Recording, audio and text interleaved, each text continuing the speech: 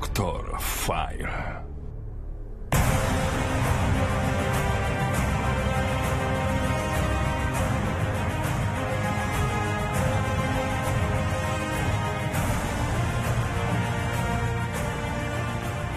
Queridos amigos, como todas las semanas, una cita ineludible en Mentiras Verdaderas son las noches de viernes junto a Cristian Contreras Radovich. Dr. File, bienvenido, qué gusto tenerlo con nosotros. Mejor dicho, bienvenido a ti, Ignacio. ¿Cómo estuvo, tu periplo y viaje por las Europas? Muy bonito, Doc. Grandes experiencias, una gran aventura. ¿Es verdad que vamos después a contar algunas cosas que tú descubriste allá juntos acá? Vamos a desclasificar, ya. Doc.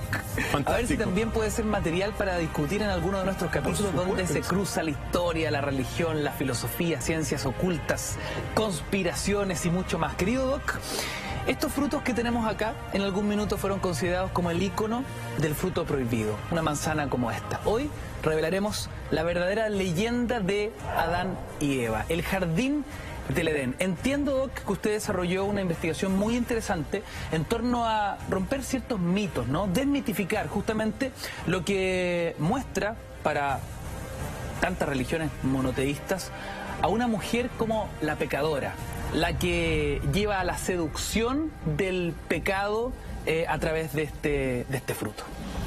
Ignacio, el enigma de Adán y Eva en el jardín del Edén lo vengo investigando hace más de 20 años y me alegro de que hoy día podamos poner estos documentos y antecedentes y lecturas sobre la mesa, porque en realidad entramos en uno de los episodios más relevantes de la historia arquetípica del hombre y de la mujer, porque recuerda siempre, el hombre aparece como una persona buena y la mujer como encarnando, toda la maldad, la autora del pecado original, la tentación.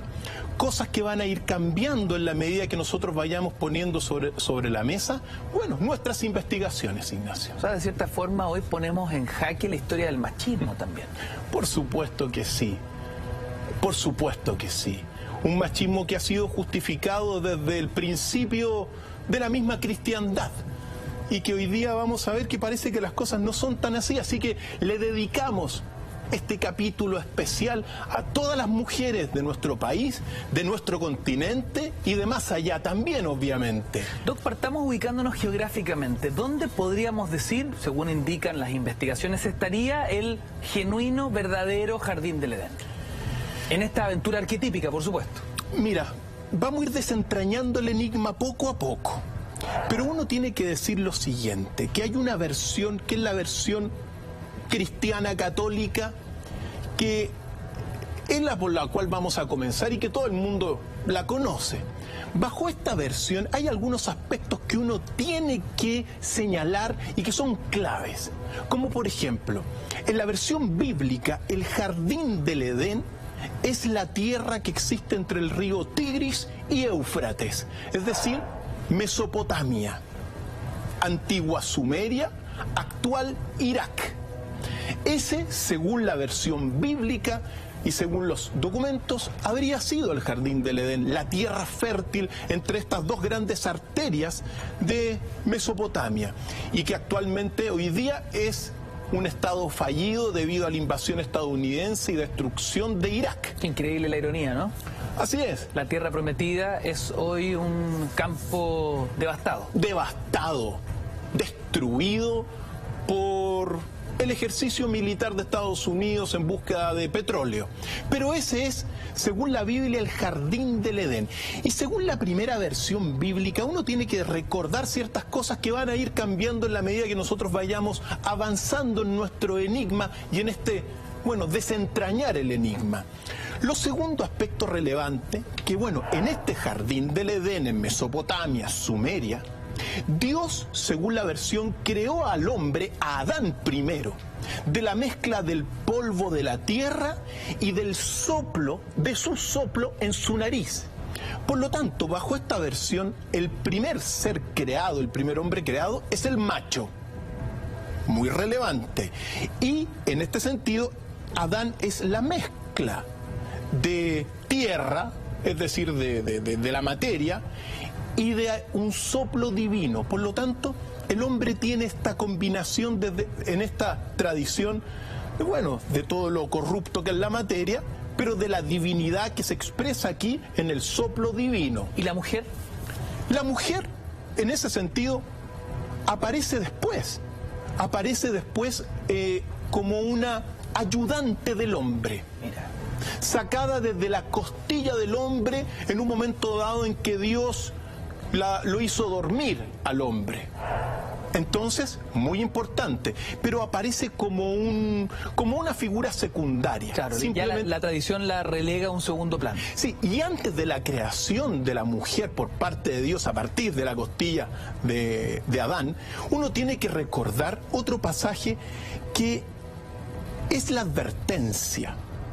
Porque le dijo Dios a Adán: comeráis de todos los árboles, pero no puedes comer del árbol de la ciencia del bien y del mal. Si comes de ese árbol, morirás. Y que está representado evidentemente por la icónica manzana. ¿Ya? Esa fue la advertencia. Muy relevante porque nosotros vamos a llegar bajo nuestras investigaciones a la leyenda original y qué es lo que cuenta la leyenda original, pero está la versión bíblica. Otro aspecto muy relevante, Ignacio, es que en esta versión bíblica es el Adán, el creador del lenguaje en la humanidad. Es muy relevante porque aquí se plantea también en este Génesis bíblico el problema de cuál fue el primer lenguaje.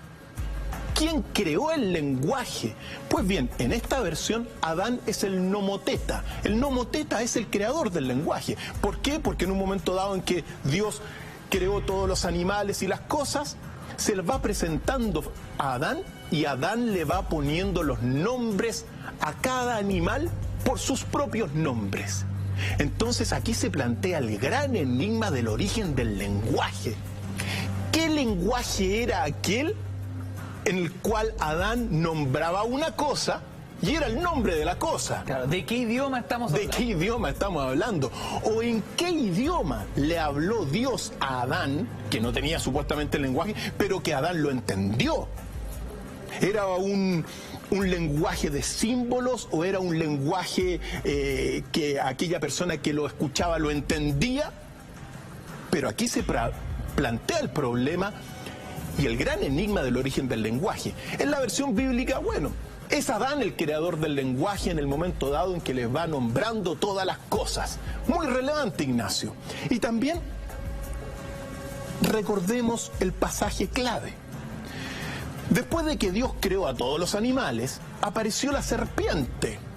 La serpiente era muy astuta, según cuenta la Biblia.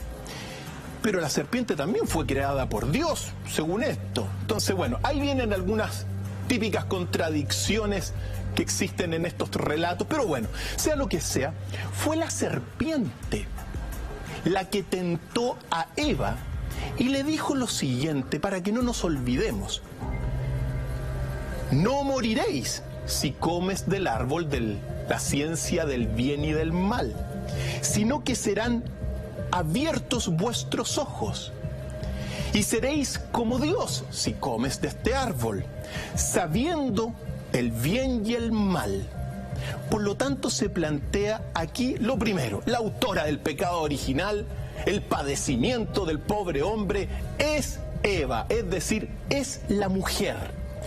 Ojo, que Adán y Eva son los representantes de una primera humanidad. Eso es el símbolo que representan en esta tradición.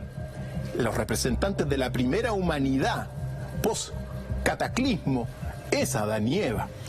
Entonces, comieron, pecaron, desobedecieron las órdenes de Dios y Adán dice lo siguiente: la mujer que me diste, le dice a Dios, de compañera, me dio del árbol y yo comí.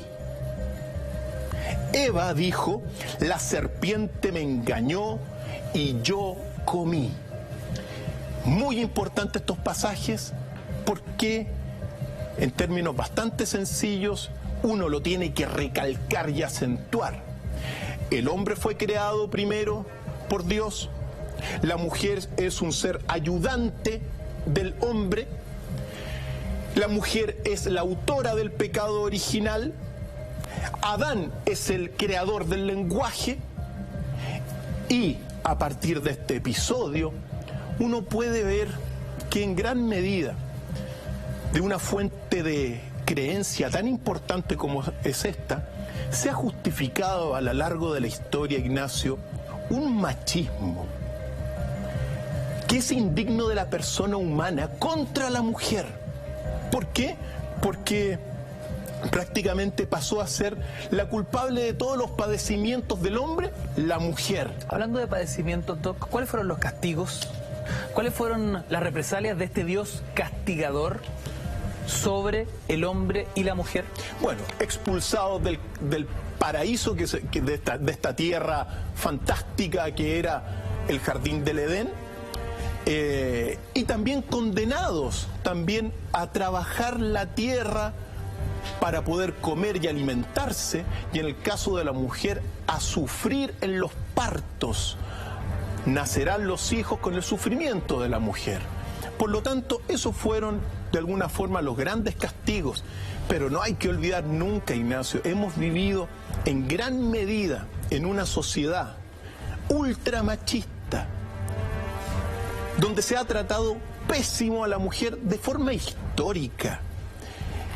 Se le ha menospreciado y en gran medida, o más bien dicho, gran parte de esta menosprecio a la mujer histórico que se ha tenido está en la misma Biblia. ¿Por qué? Porque es la pecadora la autora del pecado original, la que cae presa de la tentación de la serpiente. Así que, en términos simbólicos, voy a también comer la manzanita. Te probó el pecado en este minuto, Doc. Cayó en la tentación y yo no le dije nada, ¿eh? Así es. Así que yo voy a estar aquí con la pecadora comiendo un poquito de manzana que estaba muy rica. Y ojo, otro aspecto relevante se plantea en este pasaje. El árbol de la ciencia del bien y del mal es el árbol del conocimiento del bien y del mal. Es decir, de alguna forma, aquí se plantea una cosa que es el conocimiento versus la ignorancia. Aparentemente, Dios no quiere que el hombre conozca y se transforme en Dios, porque sabiendo se iba a transformar en Dios. Entonces, aquí a lo largo de la historia en la cristiandad se va a plantear uno de los grandes temas transversales, que es, bueno, el tema de el conocimiento, la investigación, la ciencia, versus la Biblia, la revelación, la fe. Y siempre apareciendo la revelación, la fe, como enemiga de la investigación y de la ciencia desde el mismo origen. Increíble. Entonces, muy relevante eso porque, claro, no investigue. Nosotros vivimos en un país donde se investiga muy poco, donde la ciencia apenas es incipiente. ¿Por qué? Porque se te plantea desde el mismo Génesis que no tienes que investigar nada, porque todo está en la Biblia, todo está en la revelación. Entonces, ¿para qué investiga los átomos? ¿Para qué investiga el universo? Si ya todo está explicado en la Biblia. Eso ha significado que aquellos países que se han mantenido bajo esta tradición, como España, como Chile y otros países, en comparación con los otros países más nórdicos, anglosajones, que han desarrollado la investigación, bueno, nosotros vamos en gran medida en algunos aspectos atrás. Doc, ¿cómo se vivía en el jardín del Edén? ¿Cómo se vivía en ese paraíso? Era un paraíso de abundancia. Era un paraíso donde los animales no, mira, según se cuenta, no hacían daño, donde el lobo no robaba a los corderos, donde el león no mataba, donde había abundancia, en definitiva, y era una tierra fértil para cuidarla por parte de Adán y también para labrarla, porque Adán fue creado para trabajar a Dios, digamos. Es decir, este huerto era para cuidarlo, pero para que se pudiese ser labrado y todos sus productos para Dios. Eso no hay que olvidarlo también en esta primera versión, que es la versión bíblica. Mira, y claro, Dios en calidad de agricultor. Y ojo, también Adán y Eva andaban desnudos. Desnudos. Muy importante, porque andar desnudo, primero que nada, en estos relatos, es señal de inocencia, Ignacio. Y después, cuando comen de la manzana, van a pasar a sentirse, a verse a ellos desnudos y se van a tapar con unas hojas de parra, según se cuenta. Entonces se sintieron avergonzados debido a esta desobediencia a Dios, por haber comido este árbol del conocimiento del bien y del mal. Entonces también es muy relevante ver esto, al estar desnudo, como señal de inocencia, Ignacio. Muy importante. Y se vivía bastante bien, había abundancia de todo, tierra fértil, Mesopotamia, según cuenta la tradición, una tierra de virtudes, de vientos del sur que alimentaban, y que los vientos del sur traían toda la cosecha en aquellos entonces bíblicos. Doc, este relato, ¿dónde basa su origen? Ahora comenzamos a desentrañar el enigma, Ignacio. Ahora comenzamos, teniendo estas cosas claras, uno tiene que decir lo siguiente y comenzar con nuestra investigación. El origen de este relato bíblico y de muchos pasajes bíblicos están en las antiguas tablillas sumerias. Y eso uno lo tiene que decir. Recordemos que la Biblia, como el Antiguo Testamento, si bien es cierto sus relatos provienen del mismo Abraham, que habría vivido en torno del año 1000 a 1100 antes de Cristo, la primera redacción de la Biblia puede datar del siglo VII o VIII antes de Cristo. ¿Ya? Muy importante eso. ¿Por qué? Porque esta Biblia va a tomar, y este relato que acabamos de señalar, bíblico, conocido por todo el mundo, va a tomar, digamos, o se va a inspirar inicialmente en algunos antiguos textos sumerios. Cuando hablamos de Sumeria, estamos hablando de el año 2900 antes de Cristo al 2000 antes de Cristo.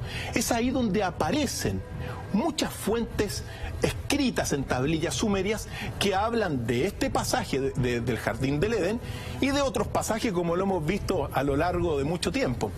Entonces, aquí uno puede remontarse entonces, al menos dentro de las numerosas tablillas que se han logrado traducir. Hay dos tablillas, Ignacio. Solamente dos tablillas que te hablan de un pasaje similar al Jardín del Edén. Y me permito, afortunadamente las tengo algunas traducciones, y en este sentido uno tiene que decir que existe una tablilla de toda una leyenda antigua del Jardín del Edén. En las tablillas sumerias hay muy pocas referencias al Edén, primero que nada, pero hay una tablilla que dice lo siguiente, y que es una tablilla que se remonta a más allá del 2000 antes de Cristo, y que te narra del Jardín del Edén según lo que se cuenta acá, y que está referida en algunos textos como una tablilla que se llama Emercar y el Señor de Arata, entre otras. Pero dice la siguiente tablilla el recuerdo de esta patria ancestral, de este lugar que era el Jardín del Edén. Según esto dice lo siguiente: el cuervo no grazna, el ave itidu no lanza el grito del ave itidu, el león no mata, el lobo no se apodera del cordero, desconocido es también el perro salvaje devorador de los cabritos. Este, querido Ignacio, es el único pasaje de las tablillas sumerias que te refleja un Edén y que está graficado, como te decía, en esta lejana época donde también todos los hombres, según esto, todos los pueblos al unísono rendían homenaje a Enlil en una sola lengua, es decir, hablaban una sola lengua, y aparentemente este es el más lejano, digamos, fuente sumeria que te habla de esta tierra donde el león no mata. Claro, esta es la otra cara de la ley de la selva, digamos. Así Aquí es. el más fuerte no ataca al más débil. Efectivamente, pero te habla de los pájaros. El ave itidu debe emitir un grito estruendoso. Bueno, no grita. El león no mata. El desconocido es el perro salvaje devorador de cabritos. El lobo no se apodera del cordero. Esta tablilla es la más antigua referencia sumeria al jardín del Edén. Y existe otro pasaje que se llama precisamente la leyenda de Adapa. Una segunda prueba. Una segunda prueba según estas tablillas, que es un texto del 2000 antes de Cristo. Y la leyenda de Adapa te plantea básicamente el arquetipo que después va a ser tomado por, bueno, la tradición de Israel en el Antiguo Testamento. ¿Por qué? Porque en esta tablilla que se llama la leyenda de Adapa del año 2000 antes de Cristo. 2000 antes de Cristo. Así es. Se dice, primero, se cuenta que la creación de los hombres había sido simultánea con las mujeres y habían sido creados por los dioses 7 hombres y 7 mujeres. Primera observación. Esta creación de 7 hombres y 7 mujeres había sido mezclando el barro, la arcilla, con la sangre del dios Kingu, es decir, el mismo concepto que está en la Biblia, es decir, el polvo de la tierra con el soplido de Dios, es aquí la tierra, la arcilla, con la sangre de un dios.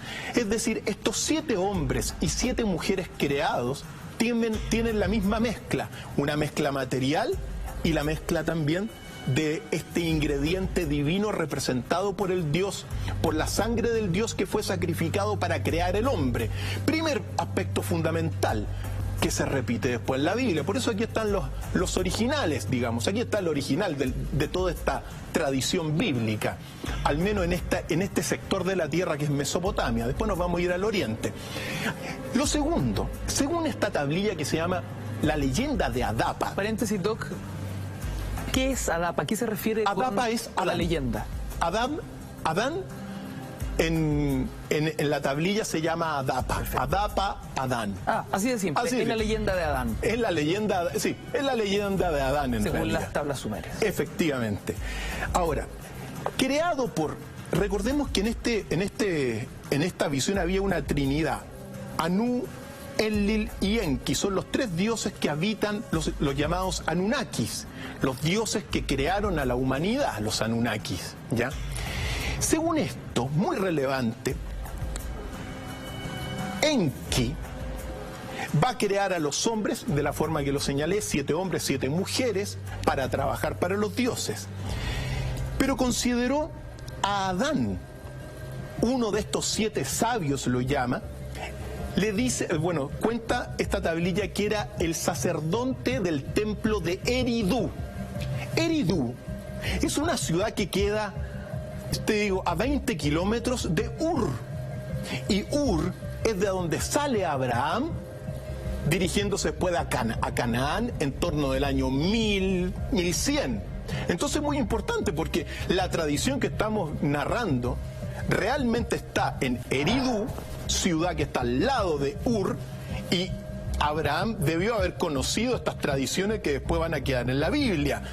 Es así, ¿ya? Entonces, muy importante. Pero bien, Adán o Adapa era el sacerdote del templo de Eridu, y su función consistía en proveer de alimento a su creador. Lo mismo que está en la tablilla, o sea, en la tradición bíblica. Es decir, a Adán le tenía que dar comida y tenía que labrar la tierra para Dios, ¿ya?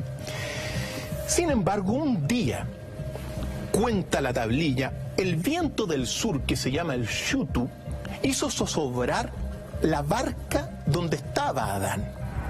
Y Adán, debido a que zozobró la barca, profirió una maldición contra el viento del sur que se llama el Shutu.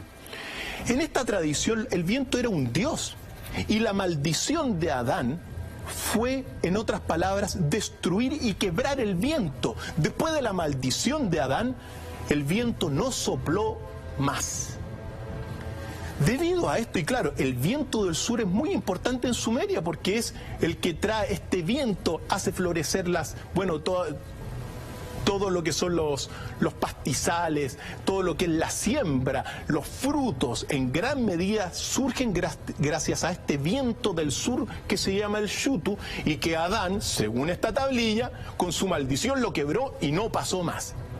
Cuando se enteró de esto, Anu era el gran soberano, el gran dios del firmamento. Está Anu, Enlil y Enki. Cuando se enteró de esto, hizo llamar a Adán para que compareciese ante el tribunal de Anu en el cielo, debido a esta cosa que había matado al Shutu y que indirectamente también había matado a los dioses de la vegetación, que particularmente se llamaban Dumuzi y Nigishida.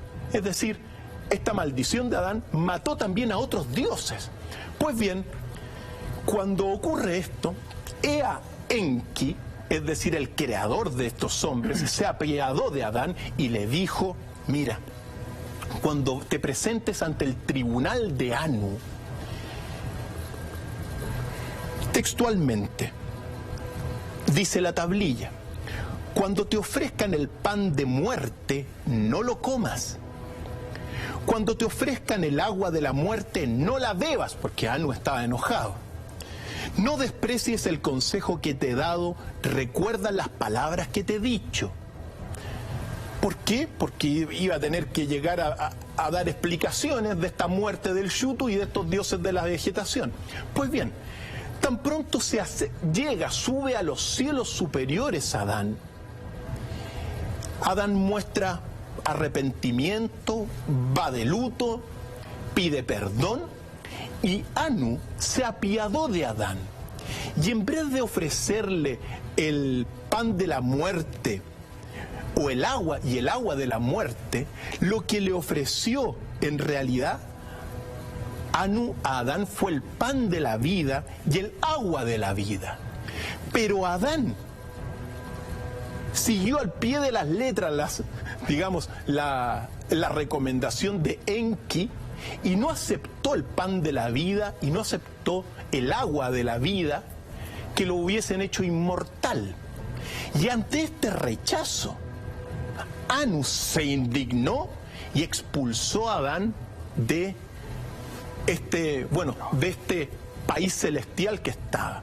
Si uno recuerda esta leyenda de Adapa, comentada muy sucintamente, uno encuentra todo el arquetipo que después que se va a repetir en la leyenda bíblica. No solamente en la creación de... Ahora, ojo, ahí los 7 hombres y las 7 mujeres son creados simultáneamente. No se crea Adán primero, ¿ya? Pero después está todo el pasaje de esta como desobediencia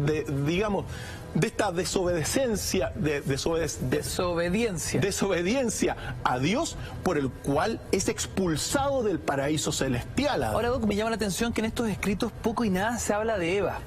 No, en este escrito, al menos en una posición más bien marginal del relato. Efectivamente, al menos, ojo, nosotros estamos hablando de dentro de las pocas tablillas que hay, solamente estas 2 hablan de estos relatos.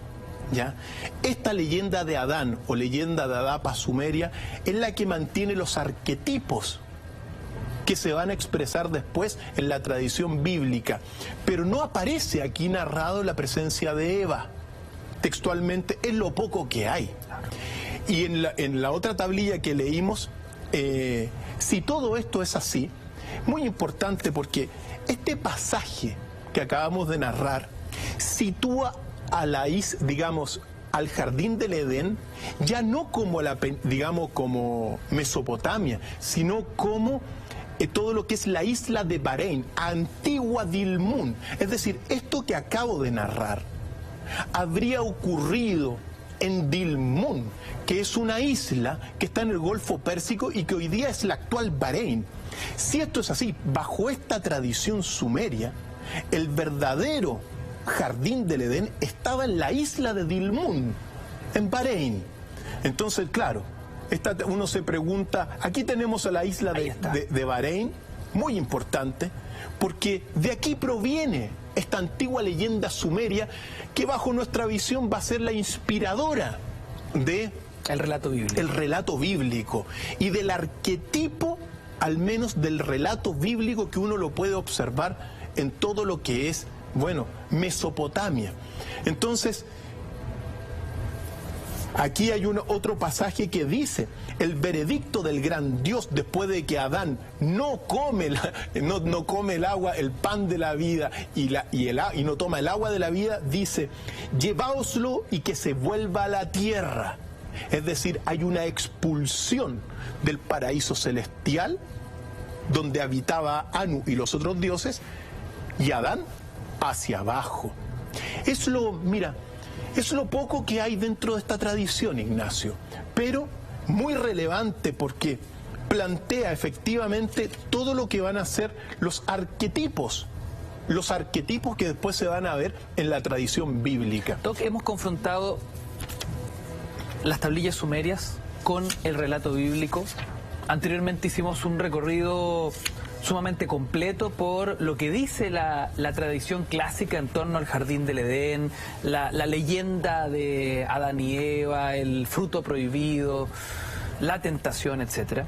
Pero tengo entendido que en esta investigación que usted ha llevado a cabo por cerca de 2 décadas, en algún minuto hizo un viaje clave que nos da luces respecto de la verdadera leyenda y que desentraña algunas claves para conocer este enigma. Efectivamente, Ignacio.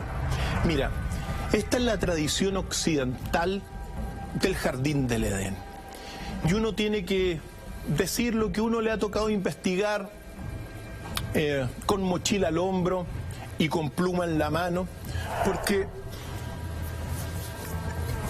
descubrí, gracias a lecturas y a un viaje hacia el oriente, que desde mi punto de vista, y esta historia, toda la historia son visiones personales de los historiadores en ese sentido, desde mi punto de vista, estas versiones que hemos visto de Sumeria y la bíblica tienen una versión original, Ignacio, que nos sitúa en lo que fue, bajo esta visión, el verdadero jardín del Edén, y que nos remonta a la isla de Sri Lanka o Ceilán, la isla de Ceilán. El lugar de origen del té, digamos.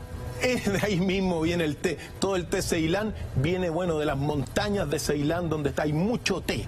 Bueno, del té de Ceilán es, bajo esta versión, la verdadera, digamos, el verdadero lugar donde tuvo, donde se realizó esta narración de Adán y Eva. Qué notable, o sea, cada vez que nuestros amigos en casa hoy, a partir de hoy, tomen un té Ceilán, pueden decir: este té viene del jardín del Edén. Efectivamente, y según esta visión.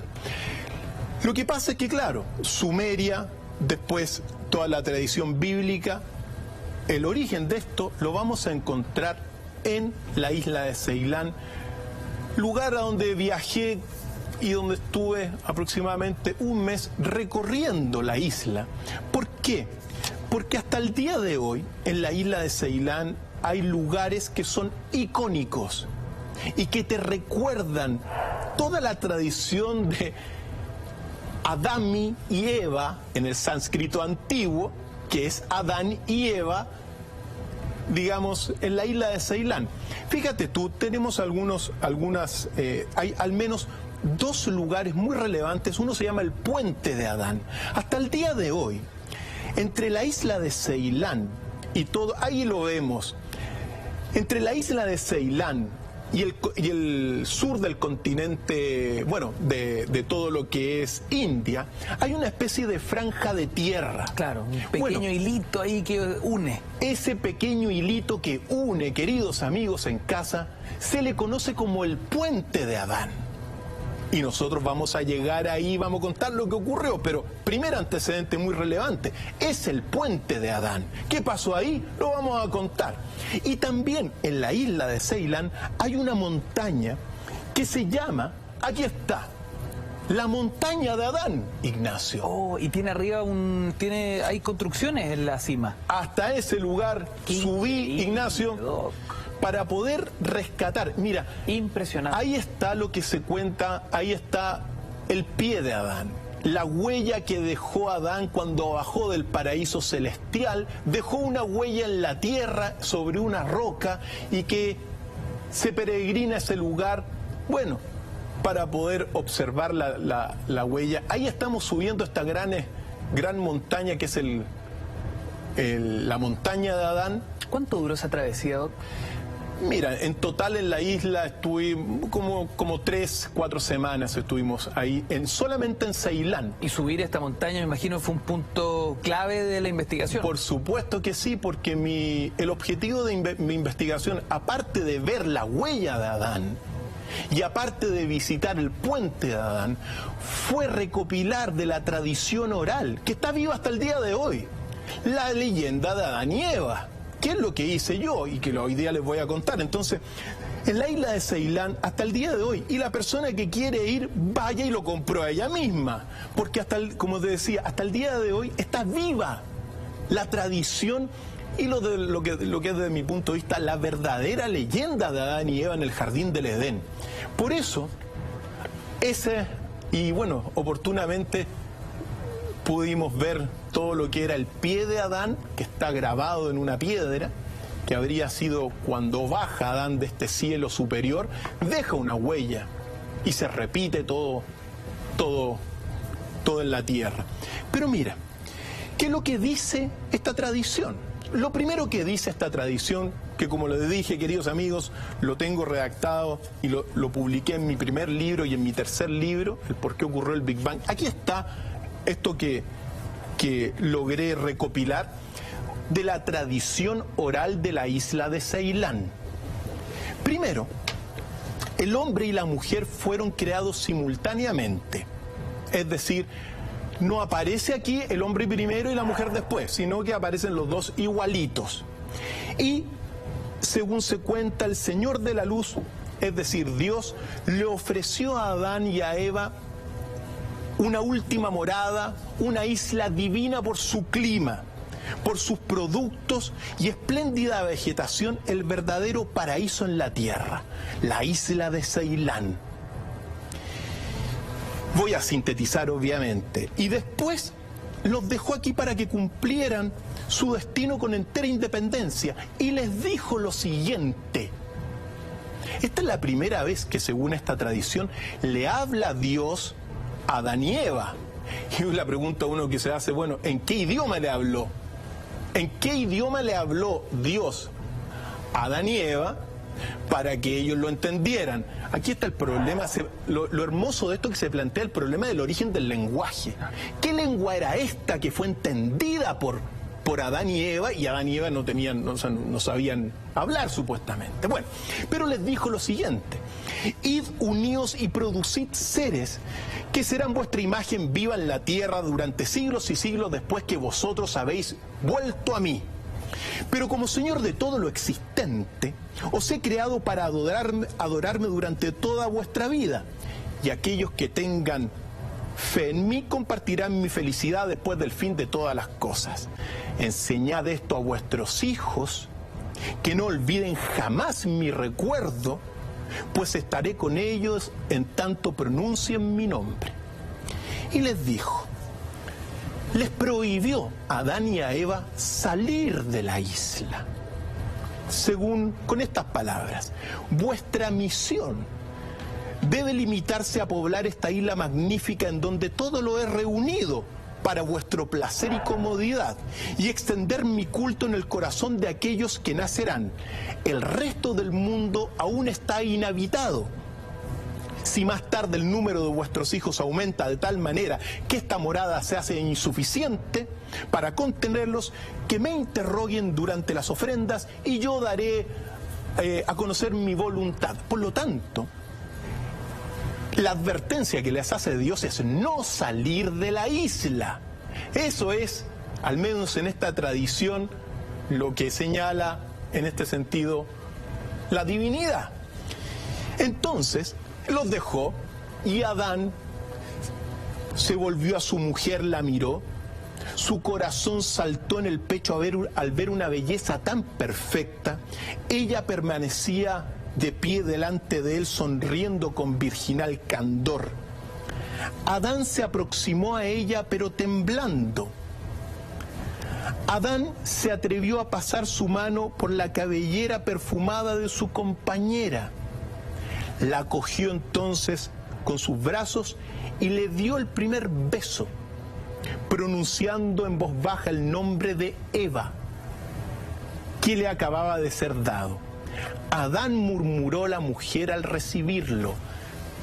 Muy importante aquí, en esta tradición, el creador del lenguaje es Adán y Eva, no es Adán, porque Adán le dice Eva y Eva le dice Adán y se dan el primer beso. Entonces, muy relevante. ¿Por qué? Porque estamos hablando de una igualdad en esta situación. Fueron creados iguales y son los dos creadores del lenguaje, muy distinto a la tradición bíblica. Exacto.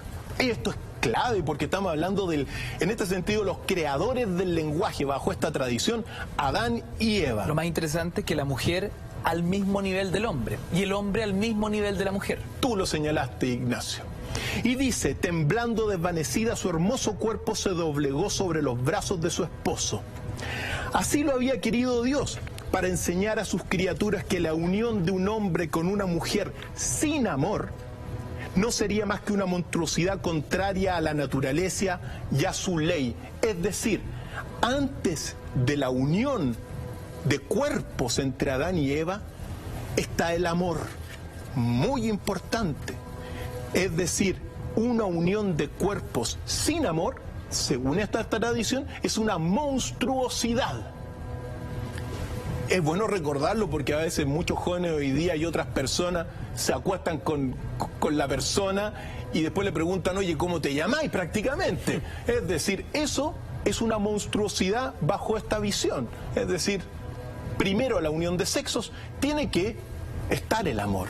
Bueno, y así vivieron durante mucho tiempo, felices, en perfecta felicidad, pero un día una vaga inquietud los comenzó a apoderarse de ellos. Celoso de la felicidad y de la obra que había creado Dios, el príncipe de las tinieblas, es decir, el diablo, suscitó en ellos unos deseos desconocidos. Y según cuenta la tradición, Adán le dijo a Eva, pasemos por la isla y veamos si encontramos un lugar más hermoso aún que este. Eva siguió a su esposo, pero a medida que avanzaban, la mujer se sentía preso de extraños y inexplicables temores. No vayamos más lejos, me parece que desobedecemos al Señor. ¿No hemos abandonado el lugar que nos había dado para morada? Adán le decía, no tengáis miedo, esta no es aquella tierra horrible, inhabitable, de la cual nos habló, y andaban siempre, hasta que llegaron por fin a la extremidad de la isla, es decir, donde veíamos el mapa donde está el puente de Adán.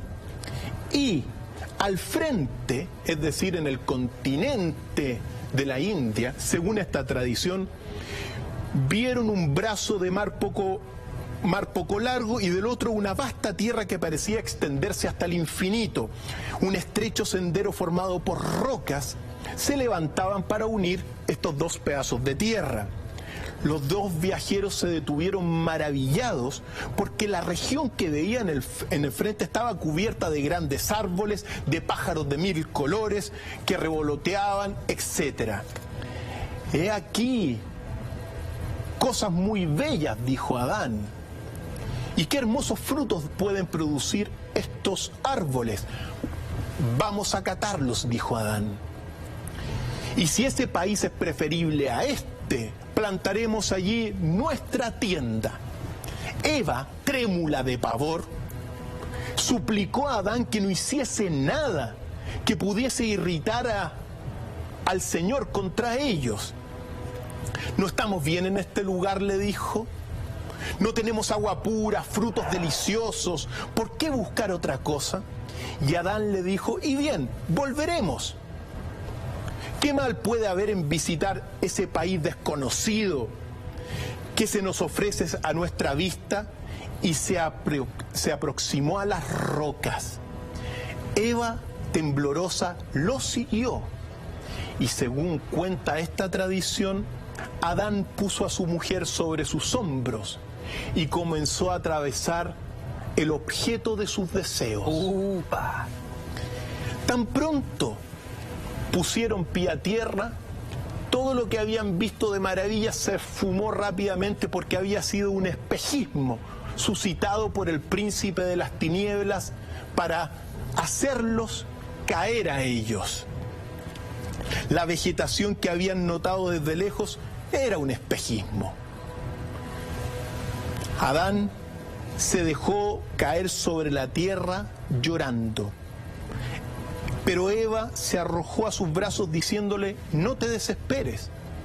Más vale que roguemos al autor de todas las cosas que nos perdone. Primera observación en este pasaje. El autor del pecado original es el hombre en esta tradición y no la mujer. Esto cambia completamente la historia de más de 2500 años, Ignacio.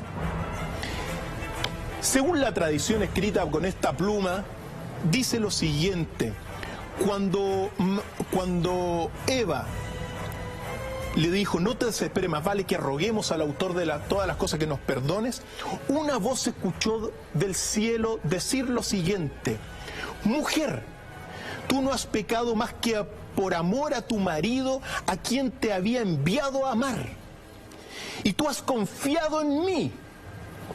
Te perdono y a él también por tu causa. Pero no entraréis más a este lugar de delicias que había creado para vuestra felicidad, por desobedecer mis órdenes. El espíritu del mal acaba de invadir esta tierra. Vuestros hijos condenados a sufrir y a trabajar la tierra por vuestra causa se convertirán en malos y me olvidarán.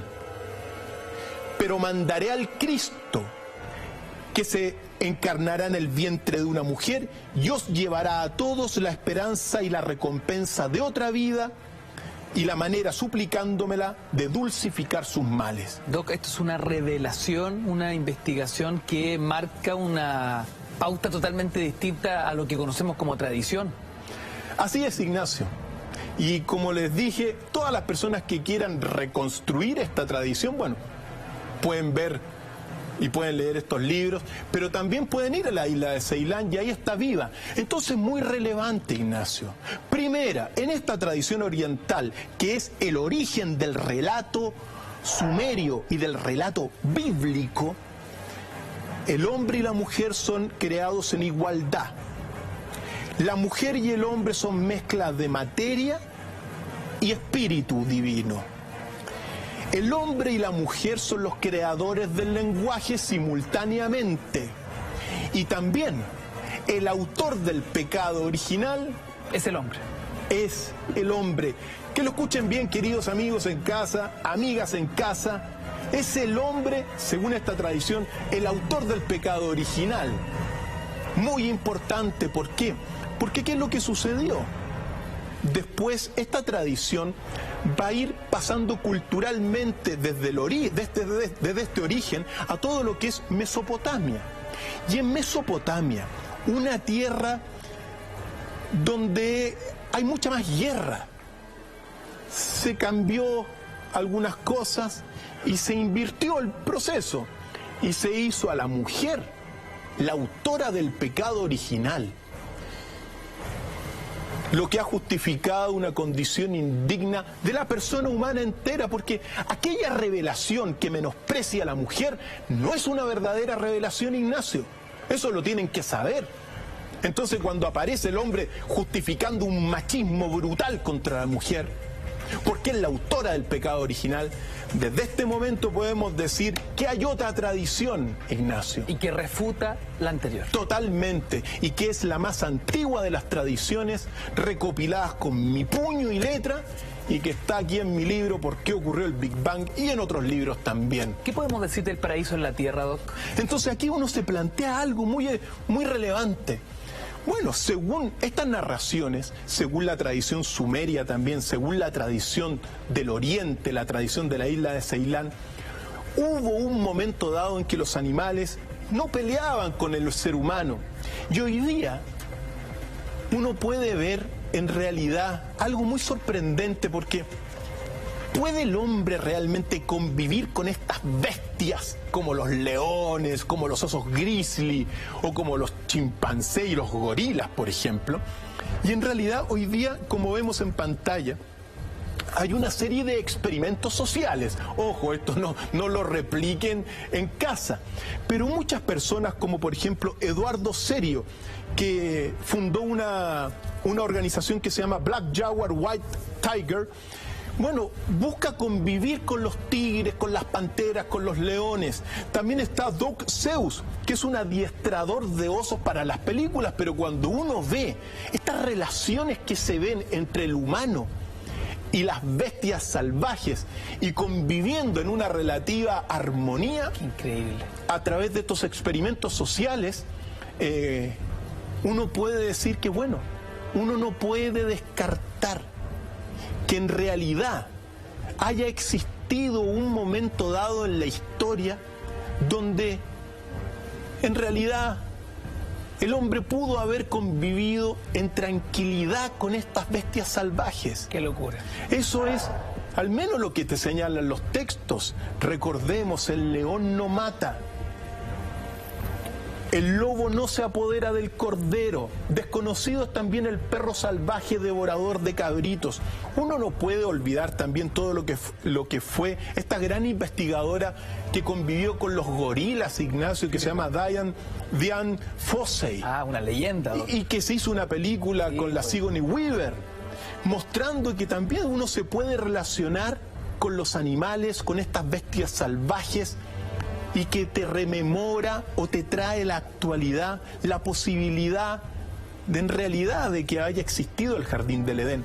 No hay que olvidar también un santuario de rinocerontes que está en Uganda y que es el santuario de rinocerontes de Siwa. En ese santuario, Ignacio, también los rinocerontes, que son unos tremendos animales, tú les puedes dar comida en las manos. Entonces, solamente, queridos amigos, estas imágenes que vemos no las practiquen, obviamente, pero recuerdan el Jardín del Edén, recuerdan un momento en que los animales podían convivir con los humanos en paz. Y recordemos una cosa: en general los animales siempre, cuando atacan, es sobre todo para comer. El ser humano es el que mata por matar simplemente. Entonces, quizá en realidad las bestias no son los animales, somos nosotros. El ser humano aparece como una bestia después que sale del Jardín del Edén, Ignacio. Es el humano el que se aleja y que comienza a cazar. Y ojo, a veces la caza es simplemente por placer, no para comer. Entonces, así es la historia. Muy importante, Ignacio, recordar que bajo esta tradición el verdadero autor del pecado original, de aquí que se sepa y que a través de nuestro pequeño reducto aquí en nuestro espacio en Mentiras Verdaderas resuene para todo el continente y más allá, que el hombre es el autor.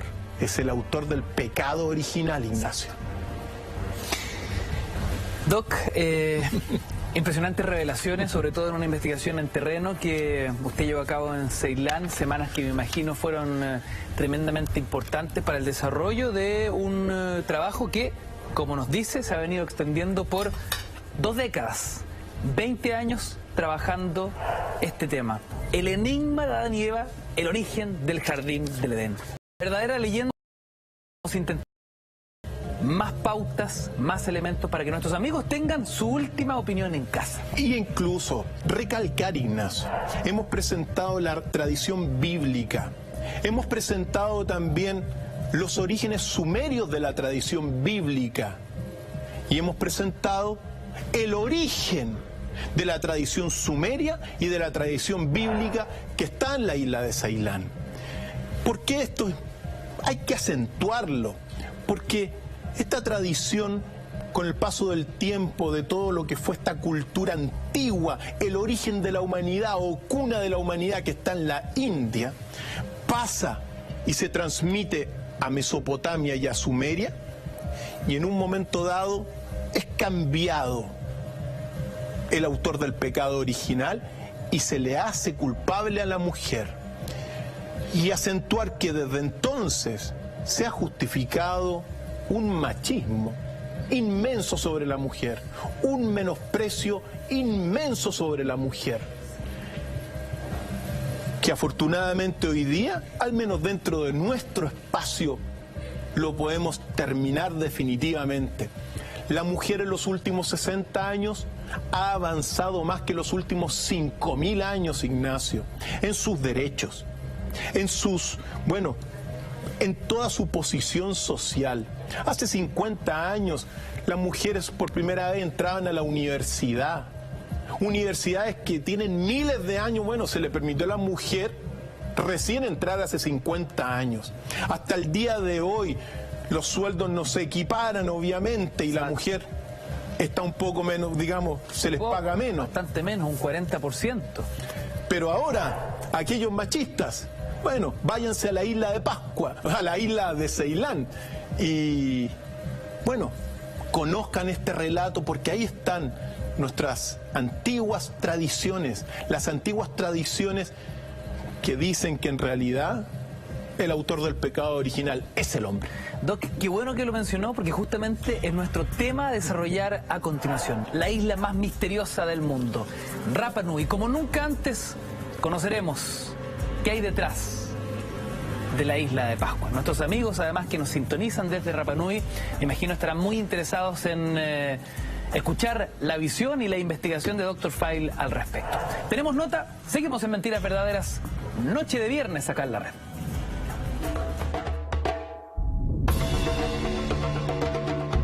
A 3.700 kilómetros de la costa, específicamente a la altura de Caldera, se encuentra una de las islas más enigmáticas y mágicas de todo el territorio chileno.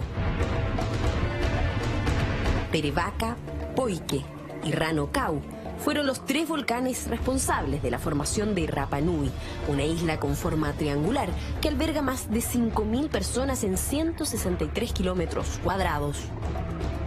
Se trata de uno de los lugares más turísticos de Chile y es reconocido en todo el mundo por su llamativa cultura, por sus ricas tradiciones y hermosos paisajes. Pero, ¿qué misterios oculta una de las islas más bellas del mundo? Existen distintas teorías que hablan sobre el verdadero poblamiento de la isla. ¿Existió un continente que unió a todos los pueblos polinésicos en un solo territorio? ¿O llegaron los primeros pascuenses desde otras civilizaciones? Por otro lado, los Moai. Los grandes bloques de roca tallados con formas humanas son un distintivo muy particular. Son únicos en el mundo y su origen aún es incierto. Hay quienes dicen que representaban los antepasados de quienes los construían para que su poder espiritual o mana los acompañara por siempre. ¿Qué enigmas ocultan? ¿Cómo era posible que en el año 500 trasladaran estas figuras de hasta 10 toneladas sin ayuda de la tecnología? El ombligo del mundo, o Tepito o Tenúa, como también le llaman, es uno de los lugares más misteriosos del mundo, lleno de tradiciones desconocidas y por sobre todo de mucha especulación. Esta noche, Dr. File revelará en Mentiras Verdaderas los secretos mejores guardados de esta isla que con su civilización y cultura han cautivado la atención de gran parte de los habitantes del continente.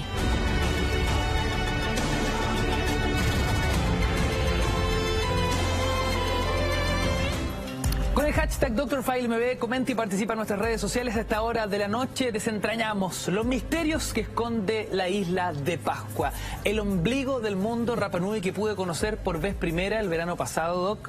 Quedé alucinado con la forma de vida, con sus paisajes, con una cultura totalmente distinta a la nuestra y que además forma parte de nuestro territorio. Pero inevitablemente, estando en Isla de Pascua, uno dice, ellos tienen un universo propio, muchísimo más rico y milenario que nuestra cultura como chilenos, ¿no?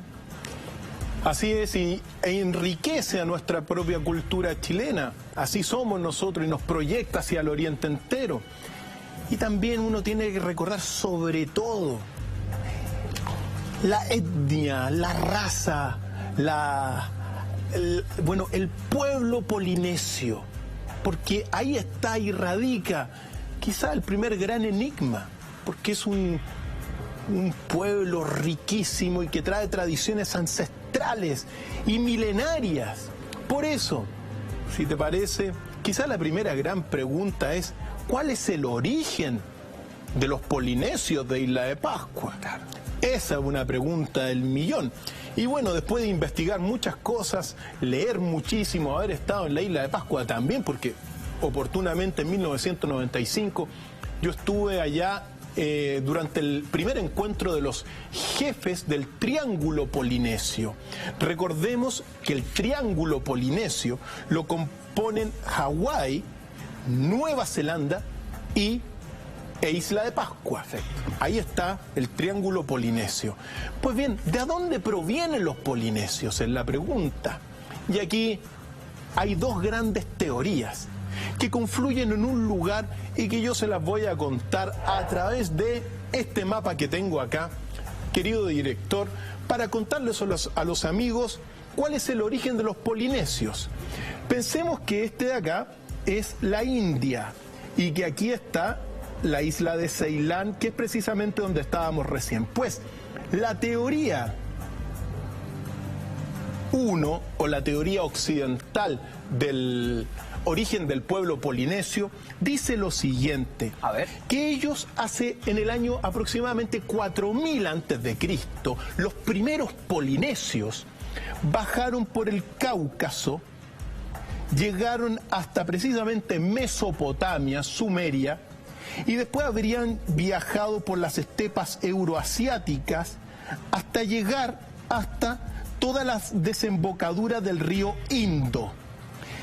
Remontaron el río Indo, que es precisamente el origen de la cultura del Valle del Indo, hasta llegar a los Himalayas.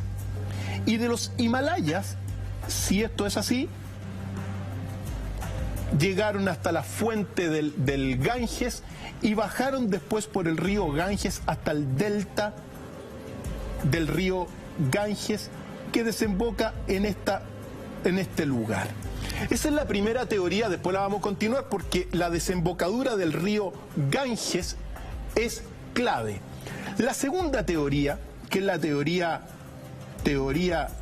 2, dice que en realidad los primeros polinesios provienen del desierto del Gobi, que está aquí en Mongolia, y que habían emigrado hasta la fuente del río Indo, cruzaron los Himalayas, bajaron por el río Ganges y llegaron hasta el delta o la desembocadura del río Ganges. Pues, ¿qué pasó después?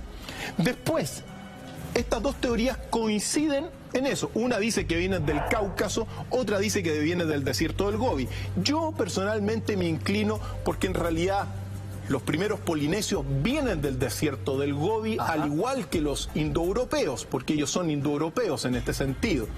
Pues bien, en todo lo que es la desembocadura del río Ganges, tomaron rumbo sur, bajaron por Bangladesh, después por Myanmar, después por Tailandia, Malasia y finalmente llegaron hasta Singapur.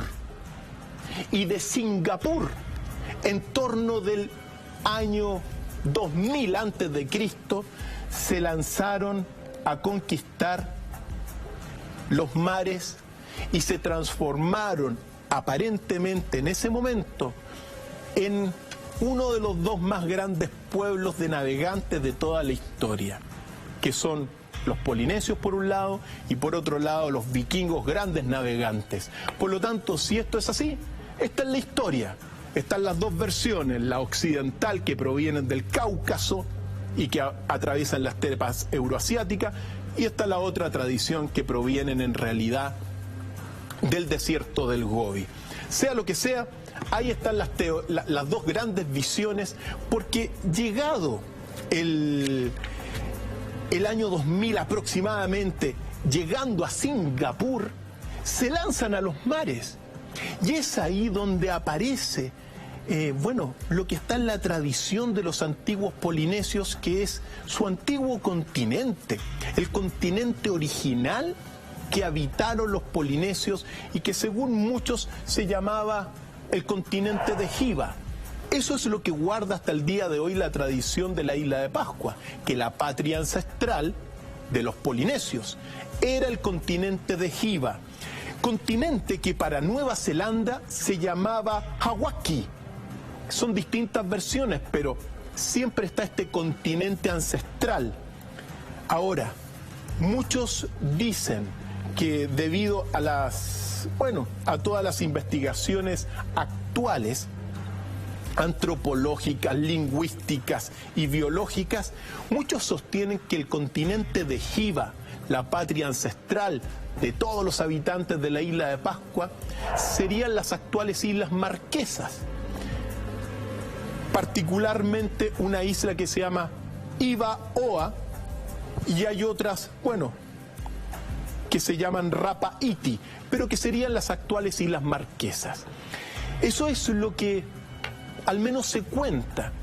Claro, uno no puede decir, y ahí está el punto, que estas dos islas, Iva-Oa o Rapa Iti, de las actuales Marquesas, son la patria ancestral, porque la tradición dice que la patria ancestral se hundió. Y quizá estas marquesas, estas islas marquesas, son lo que quedó de este hundimiento ancestral de la patria de los pascuenses. Pero así es la historia y así la hemos ido reconstruyendo. Ahora, los pascuenses más antiguos narran hoy día y hasta el día de hoy a través de la tradición oral que el continente de Jiva, estamos hablando de por lo menos hace más de 1000 años atrás, se hundía del orden de 40 centímetros por año. Y que debido a esto, y aquí comienza la historia de la isla de Pascua en realidad, la subida de los mares y el hundimiento consecuente de este continente iba causando muchas muertes. Las generaciones que fueron, comenzaron a observar este hundimiento, comenzaron a construir muchas canoas que se llaman caupora y que van a dar paso después a prácticamente la salvación de de los polinesios.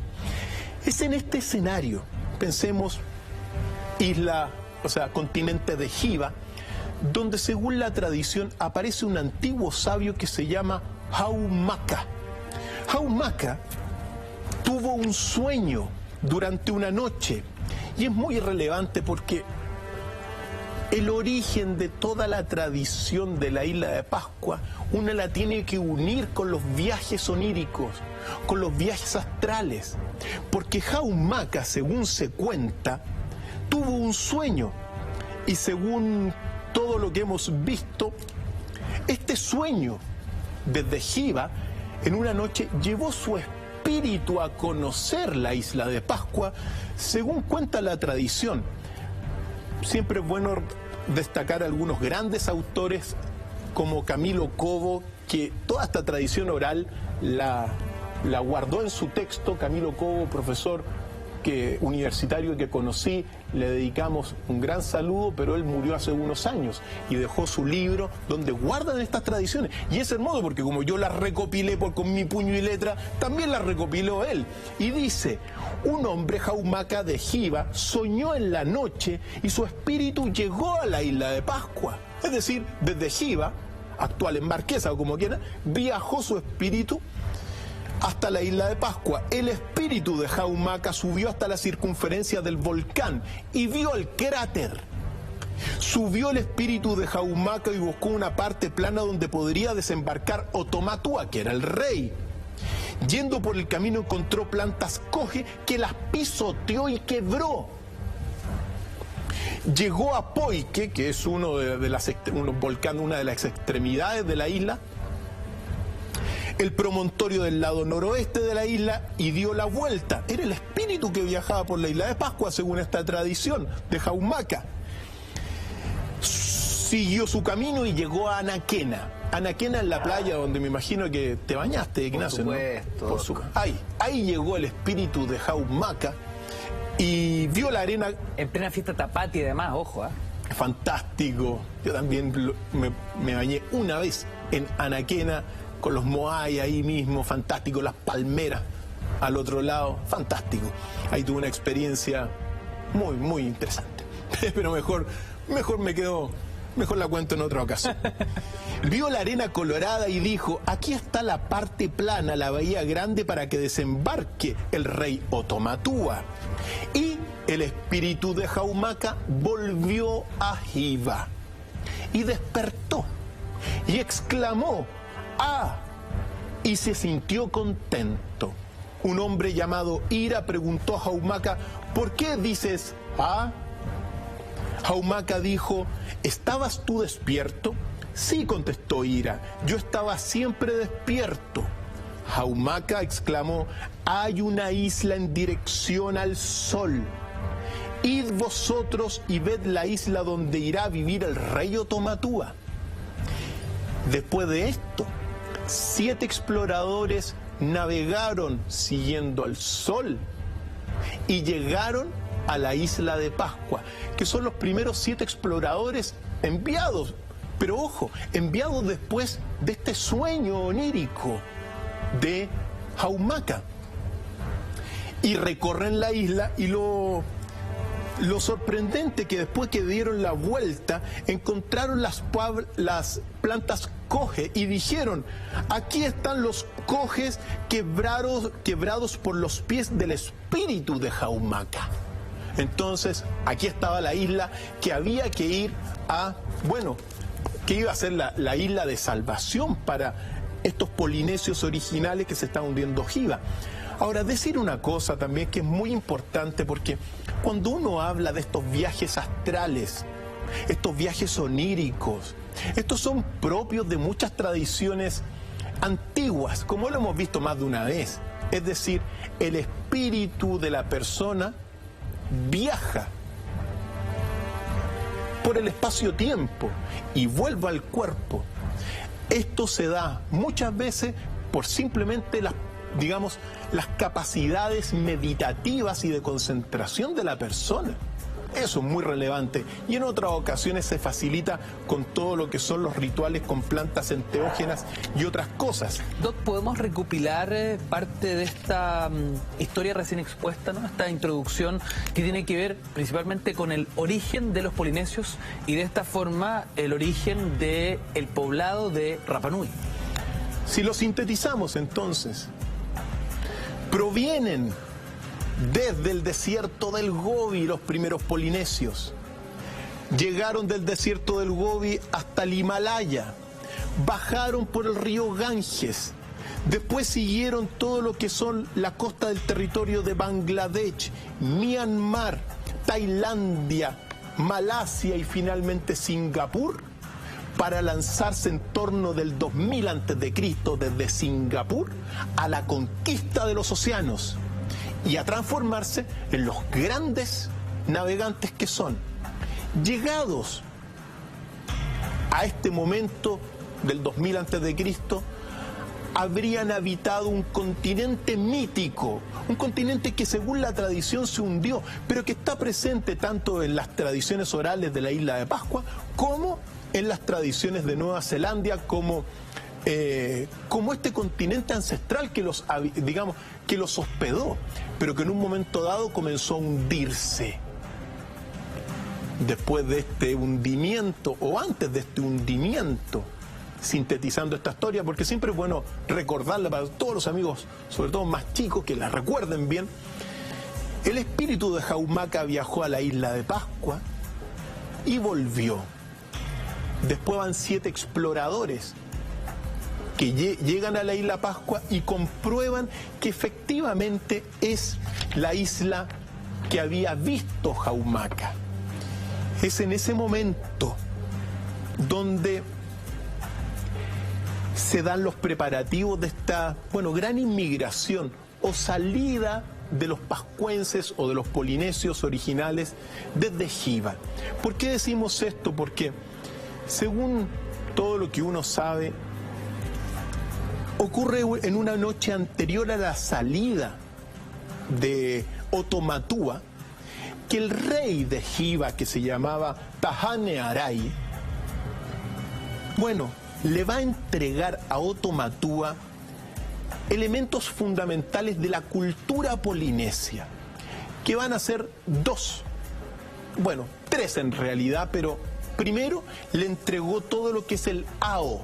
¿Qué es el ao? El ao es el remo ceremonial. Es un remo que por ahí va a aparecer entre las... Pero este remo ceremonial tiene la cara del dios Makemake.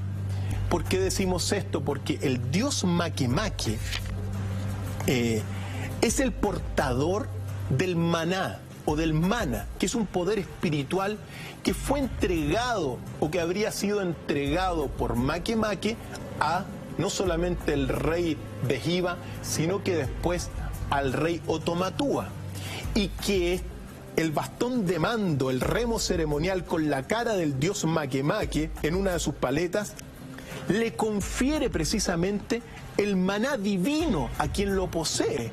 Es decir, es lo que le entrega primero el rey Tahane Arai, se lo entrega a Otomatúa, le entrega el maná. El maná es un poder espiritual que le permitía a los, que hacía, era un poder telequinético y un poder de teletransportación, entregado por el dios Makemake. Pues bien, le entrega el ao, el remo ceremonial, fundamental. Después también le entregó, aquella noche antes de partir, le entregó 69 tablillas, que son las famosas tablillas parlantes de Rongorongo, donde estaban escritas todas las antiguas tradiciones polinesias. Absolutamente. Aquí estamos viendo las tablillas Rongorongo, que son en realidad el tesoro más grande espiritual de la isla de Pascua. ¿Por qué? No solamente cuenta, las narraciones de la patria ancestral, sino que también la relación de los pascuenses con sus dioses y la historia mítica de Jiva, la tierra originaria de los padres de los Rapa Nui. Entonces, estas tablillas Rongorongo son fundamentales en la historia y lamentablemente hoy día están, distribuidas quizá en cuanto museo privado por todas partes del mundo. Y lo que es peor, debido a lo que vamos a ver más adelante, Ignacio, que es el cuasi colapso de la cultura Rapa Nui, todo lo que está aquí en estas tablillas no se ha podido traducir. Han sido, no están traducidas estas tablillas. Entonces son el tesoro espiritual de la isla de Pascua. En gran medida están estas tablillas. Cada una por lo menos debe costar unos 2 millones a 4 millones de dólares. Cada una de ellas. Son tesoro. Y son 69 tablillas las que le pasó el rey de Jiva a Otomatúa. Dígase, sí. Un gran enigma, una gran pregunta. ¿Fue poblado Rapa Nui desde América? Mira, lo cierto es que no fue poblado desde América, pero esto nos hace recordar a un gran investigador, Ignacio, que se llama Thor Heyerdahl, que tengo acá uno de sus grandes textos. Recordémoslos, ¿por qué? Porque Thor Heyerdahl, en 1947 él fue un explorador noruego que en 1947 construyó una balsa que se llamó Kon-Tiki. Y con esta balsa, Kon-Tiki, que la construyó con materiales como troncos, plantas y otros elementos encontrados en Sudamérica, lo que él quería probar era que en realidad la isla de Pascua fue poblada desde América, cambiando toda esta tradición que estamos señalando. Y realizó en 1947 un gran viaje que se extendió desde la costa peruana hasta todo lo que fue el archipiélago Tuamotu, en la Polinesia francesa. Es decir, navegó en la Kon-Tiki más o menos unos 8.000 kilómetros y logró llegar a duras penas, pero logró llegar. Bajo esta visión, él quiso probar de que en realidad Isla de Pascua había sido poblada por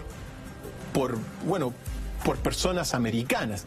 Y en realidad esa tesis no se logró sustentar. Y no solamente a través de esta tradición que estábamos contando, sino que también a través de estudios genéticos, de ADN, de los polinesios más antiguos, etcétera. Es más o menos la historia que hemos contado.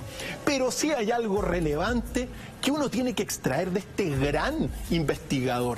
Primero, cómo él observaba a los pascuenses, Ignacio. Interesante ese relato. Porque decía, la isla de Pascua es el sitio habitado más solitario del mundo. La tierra firme más próxima que pueden ver sus habitantes está en el firmamento y consiste en la luna y los planetas. Es decir, los pascuenses están más cercanos a la luna, al sol, a los planetas, a las estrellas que a otros humanos.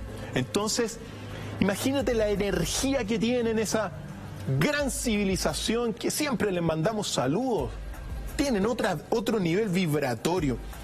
Esos hombres han de efectuar larguísimos viajes para comprobar que existen verdaderamente tierras más próximas que las de nuestros satélites. Es decir, se conectan más con los cielos que con la misma tierra, Ignacio. Relevante cómo Thor Heyerdahl narraba, bueno, este libro es una reliquia en realidad, narraba, bueno, sus experiencias. Pero ¿por qué este Thor Heyerdahl es importante? Porque, claro, podemos sostener que la isla de Pascua no se pobló de América, pero sí, hay un muro en la isla de Pascua, que es el muro inca de Tupac Yupanqui, que fue construido